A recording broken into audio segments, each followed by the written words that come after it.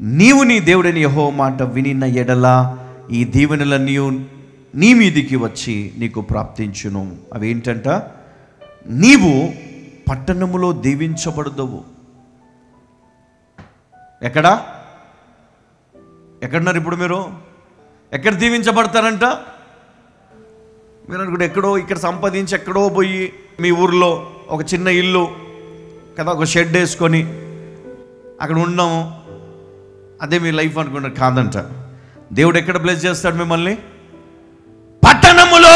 హల్లెలూయా. దేవుడు నిన్ను బ్లెస్ చేస్తాడు. హల్లెలూయా.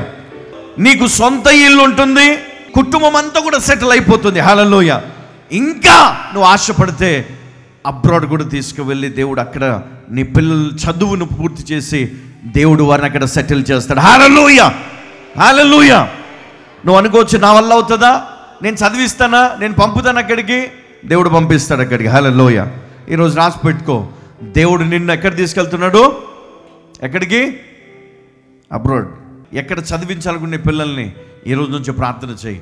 దేవుడు అక్కడ తీసుకెళ్ళి వారిని అక్కడ చదివించి దేవుడు అక్కడ వారిని బ్లెస్ చేస్తాడు. ఎందుకంటే నీ విశ్వాసమును బట్టి ఈరోజు నీ పిల్లల కొరకు ఒక గొప్ప ప్రణాళికను దేవుడు వేయబోతా ఉన్నాడు. నమ్మిన వారి వలన ఈ క్రియలు, ఈ సూచక్రియలు జరుగుతాయంట. హల్లెలూయా.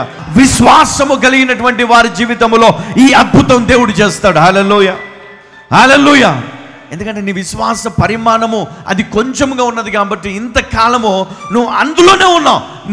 నీ సరిహద్దులు విశాలము చేయబడలే, విస్తరించలేదు. నీ సరిహద్దులు ఎట్లా ఉన్నాయంటే నువ్వు చుట్టూ ఒక గోడ కట్టుకొని ఉన్నావు, అందులోనే ఉండిపోయినావు. ఈరోజు ఏం చేయాలంటే తెలుసా? నువ్వు ప్రార్థన చేయడం మొదలు పెట్టాలి. దేవుని మాటలు వింటూ వింటూ వింటూ నీ విశ్వాసాన్ని బలపరుచుకుంటూ నువ్వు ప్రార్థన చేయాలి. దేవా, ఇదిగో నేనున్నటువంటి ఈ స్థలంలో ఈస్ట్, వెస్ట్, నార్త్, సౌత్ నేను విస్తరించాలి, వ్యాపించాలి అని నువ్వు ప్రార్థన చేయడం మొదలు పెడితే దేవుడు ఆశీర్వదిస్తాడు. హల్లెలూయా. హల్లెలూయా.